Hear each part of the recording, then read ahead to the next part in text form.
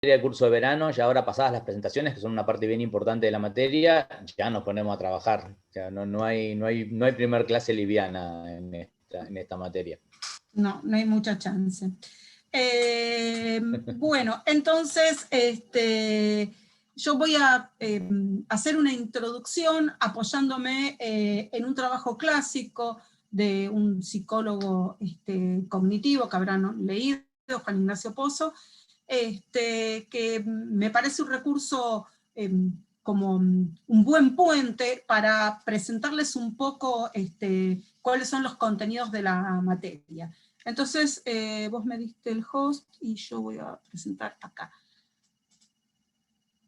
Lo que les pido, sobre todo a Martín, los voy a minimizar a todos, es que me digas si en algún momento me quedo muda o algo así.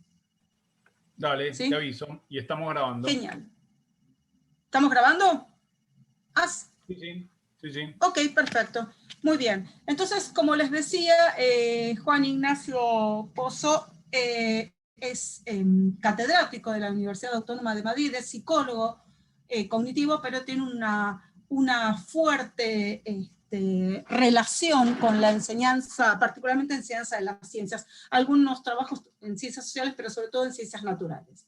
Entonces, en este libro, Aprendices y Maestros, que tal vez algo podrían haber leído en didáctica general, lo que él presenta es esto que él le va a llamar los 10 mandamientos del aprendizaje, basándose en un trabajo de Ángel Rivière, que fuera compañero de él en la Autónoma de Madrid y que murió bastante tempranamente, que había escrito originalmente un artículo que se llamaba, de un modo bastante provocativo, digo, frente a cómo se quejan los docentes de que los estudiantes no aprenden o estudian poco, que un poco de una manera provocativa, como decía, escribe Rivière, también psicólogo cognitivo, ¿por qué fracasan tan poco los niños?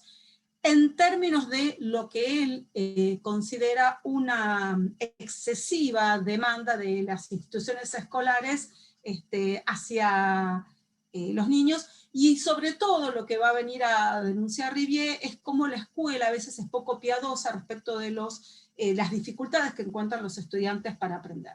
Y entonces él lo que dice es que esta respuesta acerca de por qué fracasan los niños está en el sistema, en el funcionamiento del sistema cognitivo humano, que la verdad es que más allá de las demandas alocadas de la escuela, se las arregla para aprender. Y entonces ahí el foco que va a poner Rivière no es ensalzar al sistema cognitivo, más allá de que reconoce por supuesto su fortaleza, sino denunciar de qué manera la escuela parece olvidarse de las dificultades y los sobresaltos que tienen los estudiantes.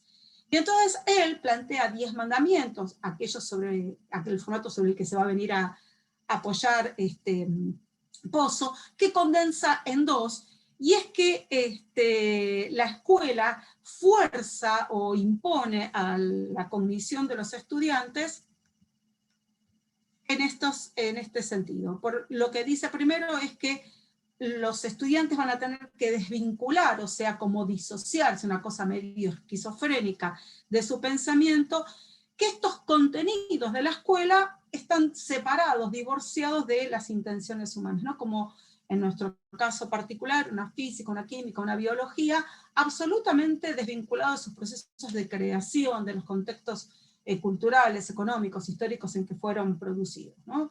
Si ustedes recuerdan un poco sus experiencias en la escuela secundaria, podrán rescatar bastante fácilmente que muchas veces estos contenidos son dados sin ninguna vinculación con nada de esto que estoy comentando. Y la segunda es que frente a esta cosa tan poco piadosa de la escuela, que nos revolean leyes o teoremas o modelos sin contextualizar, sin dar sentido acerca de para qué estos modelos o al servicio de qué están planteados, frente a esa postura de la escuela como institución, además lo que tiene que hacer el estudiante es mostrarse como muy animado, como interesado, como solvente, participativo, etc. Entonces, la respuesta que da Riviere, esta de que es el sistema cognitivo, la maravillosa adaptación y plasticidad que tiene, el que hace que fracasen tan pocos, sobre este modelo es que Pozo va a plantear estos 10 mandamientos del aprendizaje. Fíjense que de 1 a 10 ahí están los mandamientos, pero un poco para cumplir con los 10 mandamientos bíblicos, ustedes van a ver, ahora que los desarrollamos, que Pozo un poco los fuerza de manera tal que unos a veces se solapan sobre otros, parece como un límite muy fino respecto de uno de otros, un poco forzado por la necesidad de cumplir con estos 10 mandamientos, y otro poco porque muchas veces lo que sucede con las particularidades del aprendizaje es que no se ve muy nítidamente dónde un estudiante se muestra solvente, por ejemplo, para resolver problemas, y dónde se empieza a ver que es metacognitivamente o reflexivamente muy activo. Entonces lo que vamos a plantear ahora, lo que les voy a presentar son estos 10 mandamientos que de alguna manera hacen un guiño con el programa de esta DP2, de esta DP1. Quiero decir, mientras que en la DP2 lo que vamos a hacer es poner en juego esto en la práctica profesional, en la DP1 lo que vamos a trabajar sobre todo son estas estrategias didácticas que van a actuar como un puente entre los contenidos de las diferentes disciplinas y el aprendizaje de los estudiantes. Entonces, en el primer mandamiento, lo que propone Pozo es decir que nosotros y nosotras docentes tenemos que tomar como piedra inicial cuáles son los intereses, las motivaciones que tienen los estudiantes. Bueno, de alguna manera, reconocer cuál es el interés tiene que ver con generar la motivación. Y la motivación, que ahora voy a hacer una aclaración con los dos modelos o los dos tipos de motivación, son entendidos en este caso una mirada muy interesante, porque tanto puede ser que un estudiante poco motivado fracase en el aprendizaje, como aquel estudiante que va sorteando eficientemente el aprendizaje, actúa como propia motor o motivación para seguir adelante. Esta mirada es bien interesante porque de alguna manera vamos a volver sobre esto en 2 o 3 clases, cuando los estudiantes toman como propia, y ahí es la motivación intrínseca, el interés por aprender, a diferencia de una motivación extrínseca, que quiere decir, bueno, trato de aprender porque con eso mi papá me aumentará la mesada, o me saca un 10 o lo que fuera. El genuino deseo por aprender impacta muy directamente en el cambio conceptual, en el aprendizaje. Y entonces, en este sentido, lo que se va a proponer es que los estudiantes identifiquen cuáles son sus compañeros o compañeras más solventes para que imiten esos modos de resolver, y eso les permita generar esto que vamos a nombrar un poco más adelante también, que es la zona de desarrollo próximo. El segundo mandamiento que se supone que tenemos que considerar los docentes es partir de estos conocimientos, ideas previas, concepciones, como quieran llamarlo, de toda la jerga que hay en relación con eso, otra vez con la intención de cambiarlos. Y entonces esto se vincula con algo que decía hace un ratito, la idea del cambio conceptual, pero básicamente lo que se pretende es que el profesorado, que era entendido como el grupo de profesores y profesoras, el profesorado asuma que la única manera de aprender es modificar lo que se tiene, partiendo por supuesto de la tesis de que no existe la tabula rasa, que nuestros estudiantes vienen a nuestras clases con un montón de ideas, algunas más solidarias con los modelos científicos, algunas menos, pero con toda una serie de saberes producto de su inmersión en el mundo, ¿no? Y entonces acá, asumiendo que la idea es cambiar estas concepciones, la idea tiene que ver con no manejarnos con la lógica disciplinar, quiere decir la lógica de la geología o de la física o de la química, que tiene toda una serie de terminología de jerga muy, muy poco amigable para los estudiantes, sino más bien pensar los contenidos en función de aquello que los estudiantes ya saben, y para eso vamos a tener que indagar qué tanto saben y de qué calidad son esos saberes que tienen relación con los temas que vayamos a dar. Y entonces acá hay algo que a veces resulta un poco frustrante, pero más frustrante es negarlo, la idea de que este cambio, este reemplazo de las ideas por algunas más solidarias con los modelos científicos, a veces se produce tarde, a veces se produce cuando ni siquiera los vemos, porque sucede, acontece cuando ya no son nuestros estudiantes, y más bien pensar que va a haber una sutil progresión en la calidad de estos aprendizajes, y que muchos de estos rendimientos van a funcionar en tanto les demos un sostén, esta idea de la zona de desarrollo próximo, o cuando se puedan apoyar en algún compañero un poco más aventajado. Y decía esto de que parece como frustrante pensar que uno puede enseñar y un estudiante puede no aprender. Pero más frustrante es pensar que es negar que esto sucede.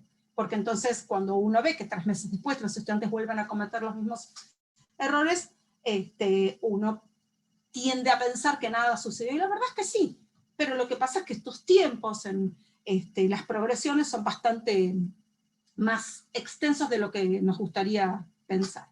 El tercer mandamiento tiene que ver con algo que es clave y que uno ve bastante corrientemente en los estudiantes o los profesionales nobles, y es no poder dosificar la cantidad de información, la cantidad de jerga que se da en cada clase. Y entonces, bueno, un poco la idea es identificar en función de la capacidad de memoria y de comprensión que tiene un estudiante, los recursos que en función de su grupo etario tiene, bueno, tratar de hacer una solución de compromiso, ¿no? En el sentido de que sea un poco más demandante de lo que ya sabe, pero tampoco una cantidad de información que no pueda manejar. En el sentido concretamente de cuando a un estudiante se le da más información de cualquier nivel de escolaridad, inclusive de la universidad, más de lo que puede retener, simplemente desconecta.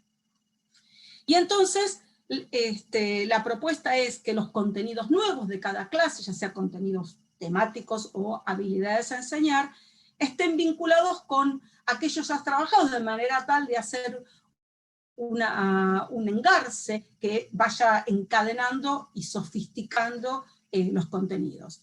Y entonces, sabiendo esta capacidad limitada de atención y de recursos cognitivos, la clave tiene que ver con generar algunos guiños, algunas advertencias que retengan o que mantengan activada la atención. Y entonces, por ejemplo, advertir cosas como esta, ¿no? No pierdan de vista cuando vayamos a ver tal cosa que se vinculaba con tal otra, o recuerden que cuando lleguen a tal punto, ese era el concepto de, bueno, estos guiños que a veces olvidamos, esos puentes que a veces olvidamos introducir, son los que le permiten a los estudiantes seguir el hilo de nuestra presentación o de nuestra propuesta. Bien, en el cuarto mandamiento, Pozo nos sugiere que los estudiantes puedan automatizar, ¿no? La metáfora es la caja de cambios de un auto, donde uno no está mirando voy en primera, voy en segunda, etc., pero que sí hace alguien que recién empieza a manejar. Y entonces, la propuesta en este sentido es que si algunas cuestiones que se van a usar muy frecuentemente en la materia que sea, pueden ser automatizados.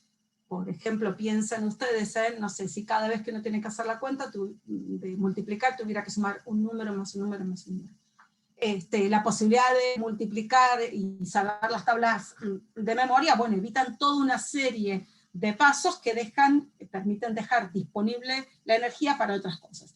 Entonces, como ejemplo de eso es, si asumimos que la explicación o la argumentación es una capacidad o una competencia que nos interesa que los estudiantes en vez de repetir de memoria puedan producir buenas explicaciones, bueno, evidentemente esa competencia tiene que ser enseñada y tan automatizada que los estudiantes no tengan que aprender cada vez que van a argumentar sobre, no sé, la tectónica de placas o sobre la evolución por selección, aprender la competencia comentativa. Si ya la tienen incorporada, queda disponible para explicar cualquier hecho del mundo. U otro ejemplo, pueden sumar vectores o, bueno, los símbolos químicos que más frecuentemente se utilizan. Esa automatización hace que quede energía cognitiva disponible para aprender otros contenidos. En el mandamiento 5, lo que va a decir Pozo es que hay un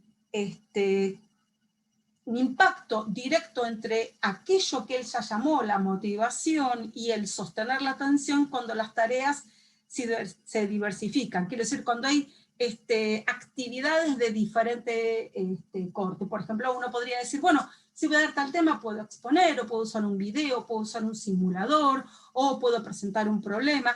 Todas estas diferentes oportunidades de generar diferentes competencias hacen que los estudiantes tengan menos fragmentados los contenidos. Ahí hay un ejemplo típico y clásico, ¿no? Las problemáticas ambientales pueden ser, desde las ciencias naturales, abordados por todas estas disciplinas que están ahí. Y además podríamos abordar algunas cuestiones de las ciencias sociales para entender problemáticas ambientales. Entonces, cuando uno propone actividades de diferente tipo, lo que está generando no solo es evitar el aburrimiento, que ya es una buena noticia, lo que genera es la posibilidad de que, aunque sea algunas veces durante el año, todos los estudiantes encuentren alguna modalidad donde se sientan más cómodos. Para algunos será exponer, para otros será dibujar, para otros será escribir, para otros será generar un video o lo que fuera. Pero eso es aquello que Perkins plantea de las inteligencias múltiples concretamente puestas en el aula. Un poco, como decía Diego, nosotros vamos a ir presentando la materia de a poco. Bueno, esto es una de estas cuestiones. Nosotros nos interesa, por supuesto, presentar los marcos teóricos de la didáctica, pero también nos interesa muy particularmente que estos marcos teóricos hagan foco concreto con la actividad profesional en el aula. Entonces, si Perkins nos hablaba de las inteligencias múltiples, ¿cómo es que esto se pone en el aula? Bueno, se pone a través de la diversificación de las actividades que les proponemos a los estudiantes realizar. Voy a parar acá porque estamos en el 5, para ver si genera hasta acá alguna duda estos mandamientos bíblico-didácticos.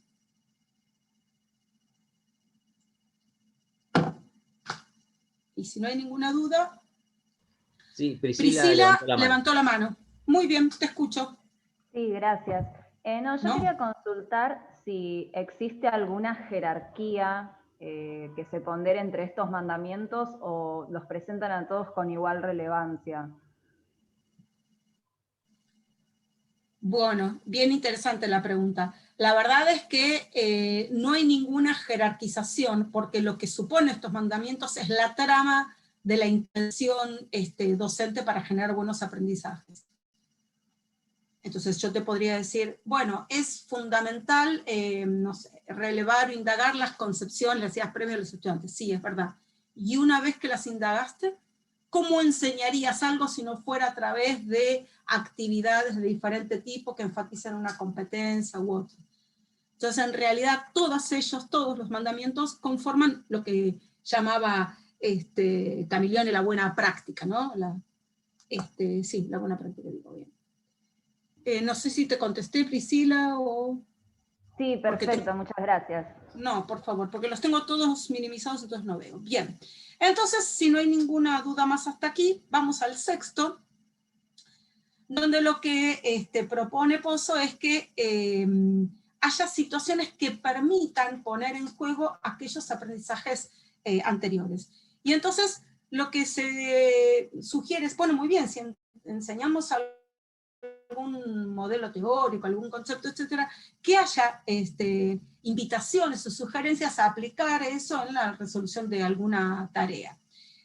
Y por otro lado, hay una advertencia que, por eso yo les decía antes, van a ver que ahora todos los mandamientos, o muchos de ellos empiezan a imbricar unos con otros, cuanto más se proponga aplicar esos contenidos en situaciones extraescolares, en hechos del mundo, que no sean solamente el laboratorio o el aula de ciencias, más flexibilidad tienen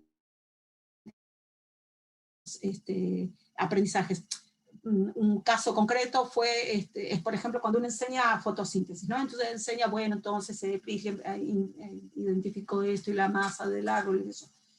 Pero si ese saber, ese modelo, ese proceso metabólico no es puesto en sintonía con algún hecho del mundo, ese contenido solo es útil en la medida en que es utilizado para responder a alguna cuestión de evaluación ahí.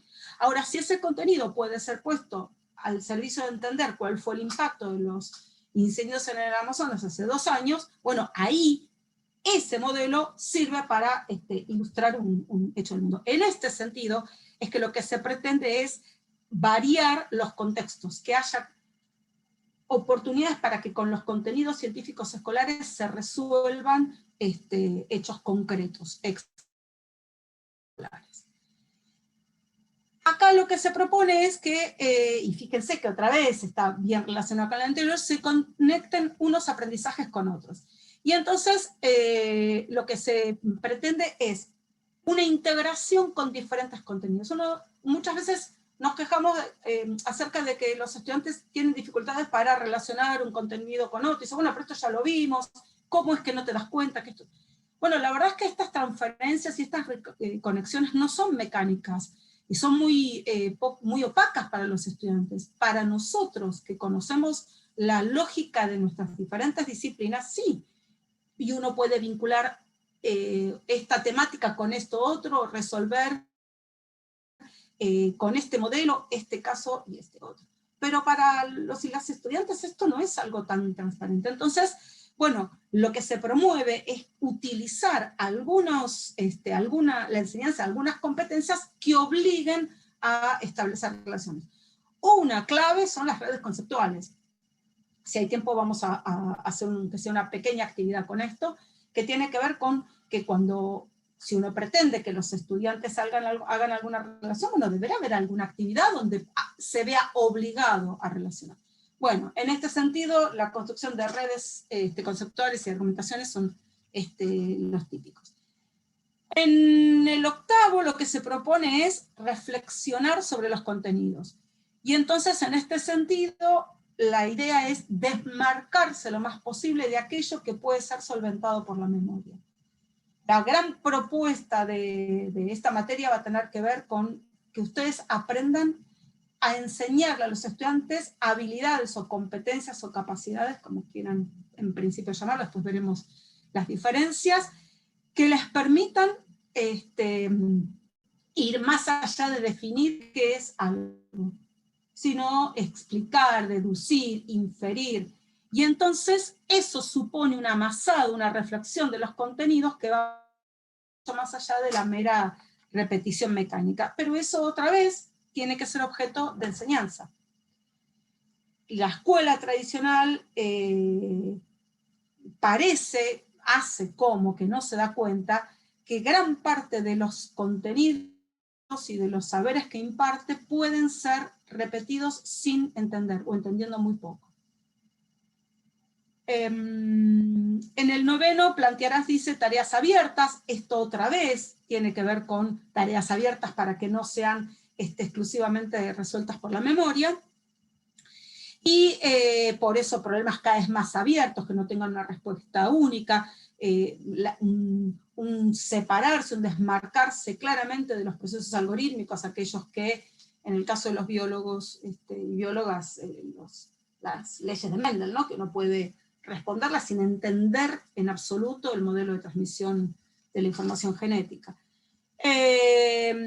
Y acá lo que se plantea es que haya cada vez, y esto va a ser un guiño muy especial, cada vez un mayor control de los estudiantes. Quiere decir que los estudiantes sean cada vez más metacognitivamente activos quiere decir que tengan herramientas para monitorear su propio aprendizaje. Vamos a trabajar muy profundamente en esto más adelante. Más adelante en 15 minutos con este curso de verano, pero bueno. Y en el 10, lo que va a plantear es que uno deberá instruir a nuestros y nuestras estudiantes para planificar y organizar el propio aprendizaje. Como verán, tiene una clara vinculación con el anterior, y entonces la propuesta es que cada vez nuestros estudiantes cuenten con más herramientas que deberemos enseñar para poder identificar sus deficiencias, cuáles son las herramientas que les funcionan mejor, y entonces explotar esas, cuáles son las deficiencias y estar muy atento a esto que se llama la vigilancia epistemológica. Bien, y entonces lo que va a decir Pozo, voy, Sebastián, bueno, no, te escucho ahora antes de hacer el cierre, dale, te escucho. Sí, es una pregunta, pero porque no estoy seguro si me quedó bien claro. Cuando hablamos de problemas más abiertos, se refieren a que tengan más de una solución, o sea, que no sea algo mecánico, que sea algo exactamente. Está bien. Me parecía, pero quería estar seguro. Exactamente. Sí, es eso. Lo otro es el algoritmo. Hay una sola respuesta, te la aprendiste de memoria y ya está. En los problemas abiertos puede haber uno u otro camino de resolución de acuerdo a tu mirada. Un poco era el ejemplo de los problemas ambientales, que tienen diferentes vías de resolución. Bueno, los problemas abiertos lo que le permite al estudiante, al estudiante es mostrar en qué medida comprendió algo. Si vos le preguntás a alguien qué es una mitocondria y lo responde, ya está, vos no sabés si lo sabe de memoria o entiende de verdad cuál es la función de la mitocondria en el metabolismo celular. ¿Sí? Bien. Sí, muchas gracias. Perfecto. Entonces, lo que hace Pozo, terminando su artículo, es decir, condensar todos estos 10 mandamientos en 2, porque no es tonto y sabe que muchos de ellos se refieren más o menos a lo mismo. Entonces, el primer mandamiento que condensa es la necesidad de que el profesorado reflexione acerca de estas dificultades que tienen los estudiantes, concretamente en nuestro caso para aprender ciencias. Y ahí un poco hace un guiño con su amigo Rivier, que había hablado de por qué fracasan tan poco los chicos cuando la escuela parece ser tan piadosa con los aprendizajes, o con las dificultades de los estudiantes para aprender. Entonces, una vez advertidas estas dificultades que tienen los estudiantes, identificar cuáles serían esos modos de ayudarlos, por medio de actividades de otro tipo, por medio de otros recursos tecnológicos, otros formatos semióticos, etc. Y entonces, ¿cuál es el objetivo de eso? Bueno, transferir cada vez más este control del aprendizaje a cada uno de los estudiantes. Él dice, para volverte innecesario, bueno, supongamos que no podemos hacernos invisibles, pero cuanto más autónomos sean nuestros estudiantes, menos dependientes serán de nosotros. Y uno dice, bueno, esto es una vida, y no lo es, porque cuando uno tiene 35 estudiantes, chicos y chicas, todos dependientes de nosotros, uno podría decir, bueno, pero yo puedo responder las demandas de todos. Es cierto, puede haber un superprofesor o una superprofesora, pero eso, no obstante, va en detrimento a los estudiantes, porque cuando nosotros no estamos en el aula, ellos no pueden resolver solos. Entonces, la clave está en empoderar, esta palabra tan en boca de todo el mundo ahora, ¿no? Casi como del vocablo común, a los estudiantes con toda una serie de competencias que les permitan aprender lo más autónomamente posible y regular su aprendizaje. Bien, ahora paro y pregunto si hay alguna duda que no hayan comentado ahora. Por supuesto el PowerPoint lo subimos. A ver si hay algo acá. No entendí bien lo del estudiante metacontinente. Voy. Sí. Sí. ¿Qué sería, Martín?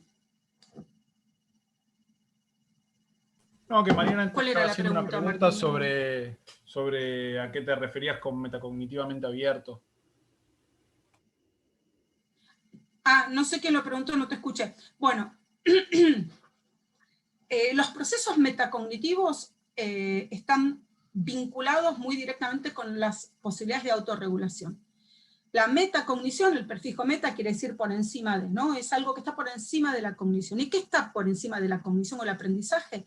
El identificar, el ser capaz de identificar cuáles son las formas en las que aprendo, qué es lo que aprendí, por qué lo aprendí de esta manera y no de otra, por qué, o cómo es que logré resolver esto, o dónde me equivoqué y por qué.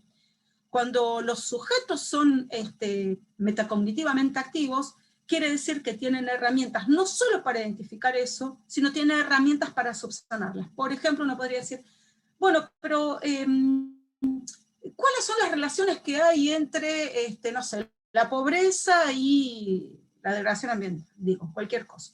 Ahí hay una serie imbrincada de elementos.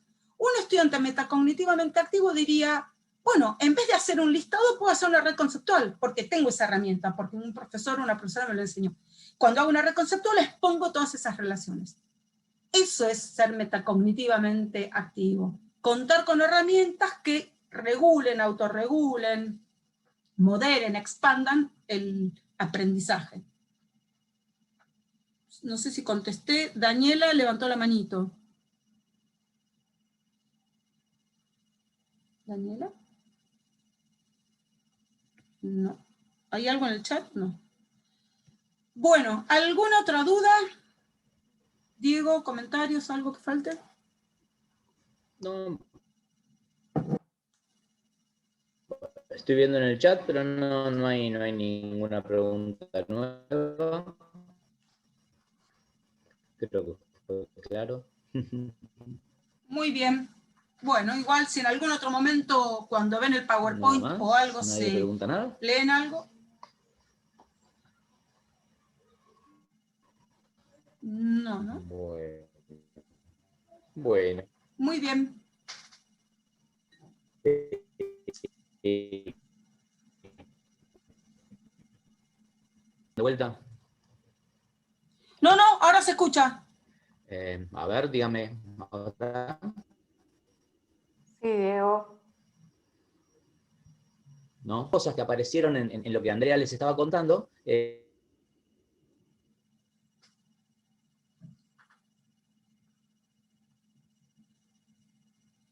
Ahora se fue directamente, ¿no? Acá estoy de vuelta. A ver. De vuelta. ¿Ahora me escuchan? Perdón que me caí de la conexión. Sí. Simplemente la trivialidad iba a decir de que estas cosas que les contó Andrea van a ver que muchas de ellas se van a ver reflejadas en las distintas unidades y ITPs que vamos a ir haciendo a lo largo de esta cursada, ¿sí? Y ya que estamos hablando de TPs y que no hay más preguntas, que no han hecho otras preguntas, vamos a ir largando con la primera actividad concreta. No desesperen, porque ahora viene un intervalo, pero les presento la actividad antes de darles un descanso, ¿sí? Entonces vamos a ir largando como la primera actividad un poco más práctica de la materia, ¿sí? ¿Pudieron anotarse, matricularse al curso del aula virtual? Los que no lo hayan hecho todavía, es momento de hacerlo, ¿sí? Tienen la información en el mail que les mandé, ¿sí? Bien, van a ver que bajo el tema bajo la clase de hoy, habrán observado que el aula virtual está organizada en pestañas, ¿sí? Hay una pestaña que está dedicada a cada uno de los grandes temas de los que se trata la materia, y además hay una pestaña inicial que tiene como una bitácora de las distintas clases. Y ahí, a medida que vayamos avanzando, vamos a ir incorporando todo lo que va ocurriendo en la materia, ¿sí? En la parte en la que se corresponde a la clase de hoy, van a ver que uno de los títulos hace referencia a finalidades de la educación en ciencias, ¿sí? Y con eso vamos a arrancar nuestra primera actividad práctica. Un poco, Andrea ya lo dejó entrever entre las cosas que les mostraba, esta pregunta de, ok, ¿para qué? ¿Por qué? ¿Para quién? ¿Qué es esto de enseñar ciencia? ¿Sí? ¿Por qué enseñamos ciencia? ¿Qué ciencia enseñamos? ¿De acuerdo? Un poco de eso se va a tratar esta primera actividad y esta primera este primer contenido. Entonces, nosotros ahora nos vamos a ir de intervalo, pero es un intervalo con trabajo, o sea que es un intervalo con trampa, ¿sí? El intervalo es un intervalo, van a ver que ustedes ahí tienen un TP. Yo lo que les voy a pedir es que se bajen ese TP. El TP tiene varios puntos. Nosotros ahora vamos a mirar solamente el primero de ellos, los otros les van a quedar a ustedes de tarea, ¿sí? El primero de los puntos, yo se los voy comentando mientras tanto, ustedes me avisan si no lo han visto todavía, pero el primero de los puntos tiene que ver, les presento, digamos, la transcripción de los comentarios de ciertos profesores que van a ver que hablan respecto de qué es esto de enseñar ciencia, y lo que nosotros les vamos a pedir es que ustedes los lean rápidamente en este primer punto, que los lean rápidamente y elijan uno o dos con los que puedan identificarse, ¿sí? No hace falta que se puedan identificar al 100%, pero acá nosotros los obligamos. Y bueno, ok, aunque no sea al 100%, pero elegí uno o dos con los que puedas sentirte cómodo, y también elijan alguno que les parezca que está como en las antípodas de su forma de pensar, ¿sí? Como para que ustedes mismos también puedan ir posicionándose. Entonces, de eso se va a tratar. En el intervalo todo lo que tienen que hacer es eso, no hay que escribir nada. Simplemente leen las posturas de los profes y eligen algunos con los que se sientan identificados y algunos con los que no. A la vuelta del intervalo, algunos de ustedes, no vamos a hacer la pasada por todos, pero algunos de ustedes nos van a contar qué profes con cuáles se identificaron, cuáles están en las antípodas y comentar brevemente por qué, ¿sí? Y el resto de los puntos del TP les van a quedar a ustedes como tarea, ¿sí? Van a ver que el resto de los puntos del TP los ponen ya a leer bibliografía, a meterse un poquito en el marco teórico y volver a esta primera actividad, volver a estas intervenciones de los profesores y ahora releerlas a la luz del marco teórico, ¿sí? Y sobre eso vamos a charlar la clase que viene. ¿Se entendió? ¿Alguna pregunta? Daniela, parece que levantó la mano. Ah, bien. Yo justo cerré la pantalla esa. Daniela, ¿cómo se llama el TP? Preguntan. El TP se llama Las finalidades de la enseñanza de las ciencias.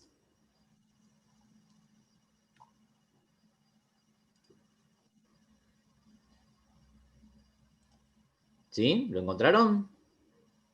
Está, sí, está ahí.